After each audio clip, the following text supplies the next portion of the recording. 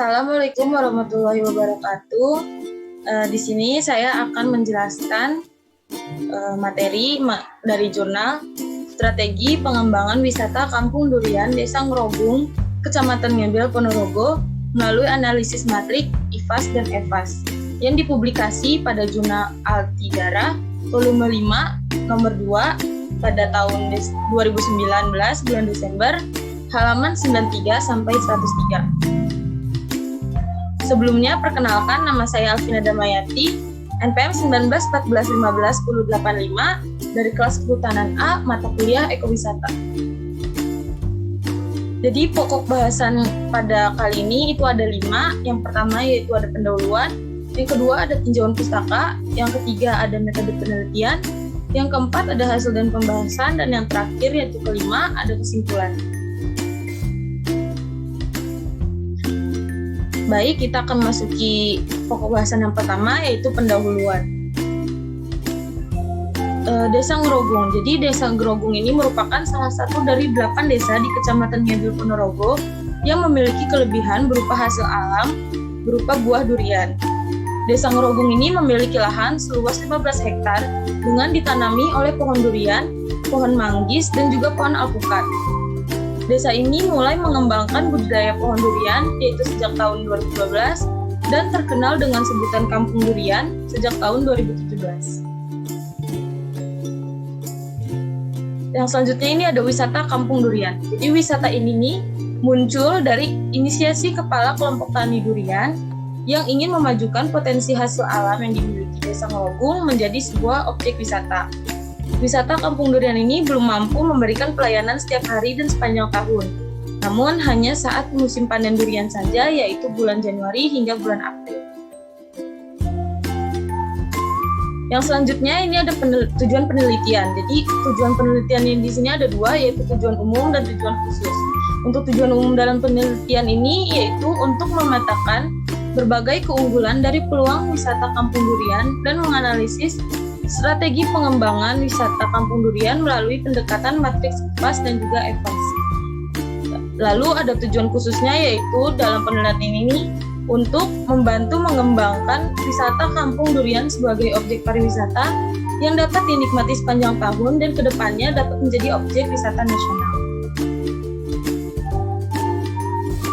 Untuk pokok bahasan selanjutnya yaitu ada tinjauan pustaka. Yang pertama, ini ada pendahuluan terdahulu.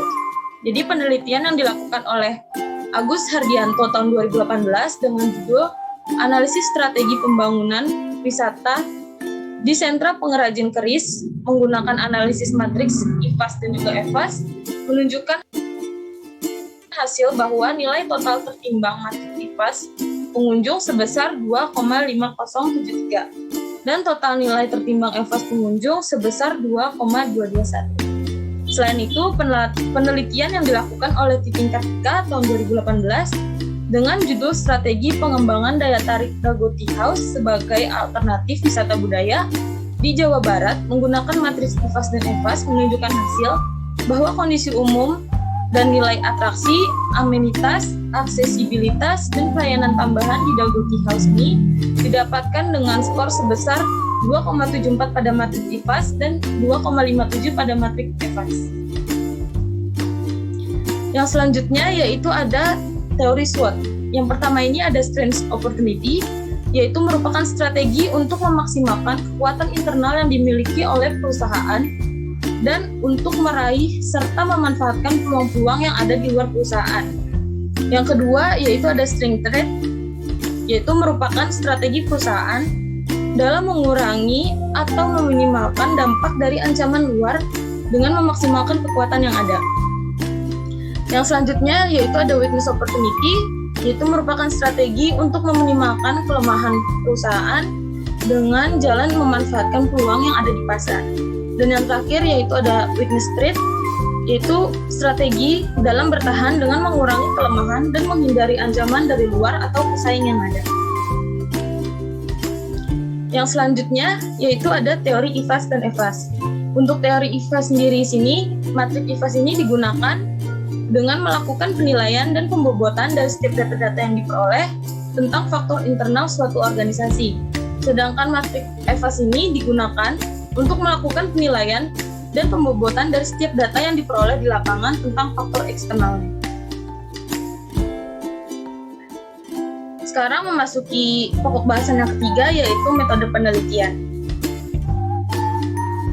Untuk metode pengumpulan data di sini menggunakan 3 metode, yaitu yang pertama observasi, yang kedua wawancara mendalam atau in-depth interview, dan yang terakhir yaitu dokumentasi dan triangulasi. Sekarang masuk kepada pokok bahasan yang keempat, yaitu hasil dan pembahasan.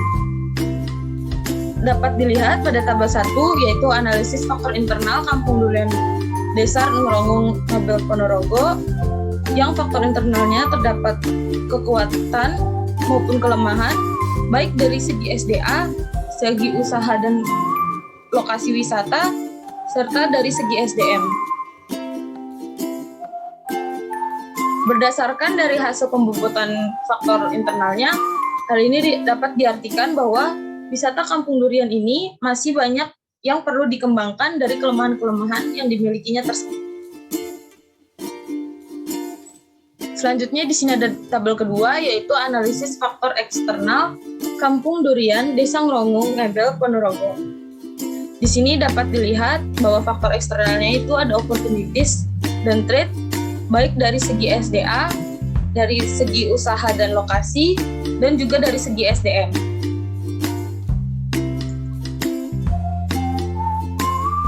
Dapat dilihat bahwa total skor internal faktor strategis atau IFAS sebesar 28,8 pada tabel 1 dan total skor eksternal faktor strategis atau EVAS sebesar 24,3 pada tabel 2. Ini artinya adalah skor IFAS lebih besar daripada skor EVAS.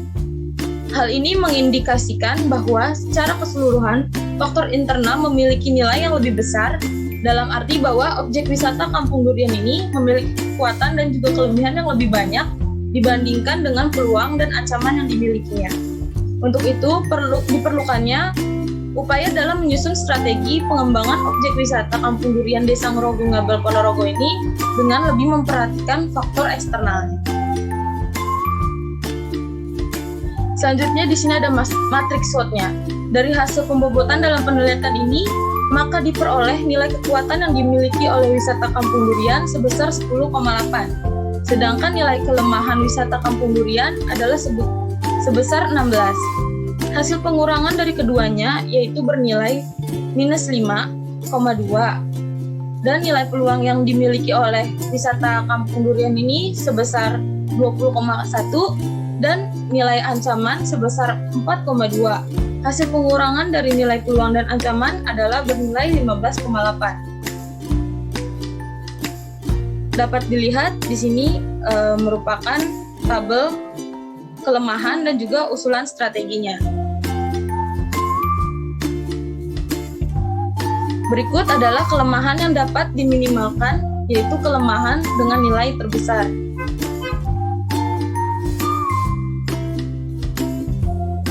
Selanjutnya yaitu masuk ke pokok bahasan yang kelima, yaitu kesimpulan. Terdapat 4 kesimpulan dari penelitian ini. Yang pertama yaitu wisata Kampung Durian Ngabel ini perlu membuat strategi untuk menyediakan produk selain buah durian. Yang kedua, wisata Kampung Durian Ngabel ini perlu menambah destinasi wisata lain agar dapat dinikmati oleh pengunjung. Yang ketiga, wisata Kampung Durian Ngabel ini perlu meningkatkan kesadaran para petani durian melalui program penyuluhan. Dan yang keempat, wisata Kampung Durian Ngabel ini perlu melakukan program pelatihan dalam budidaya pohon durian kepada kelompok petani durian. Mungkin sekian penjelasan dari saya. Terima kasih. Kurang lebihnya mohon maaf. Wassalamualaikum warahmatullahi wabarakatuh.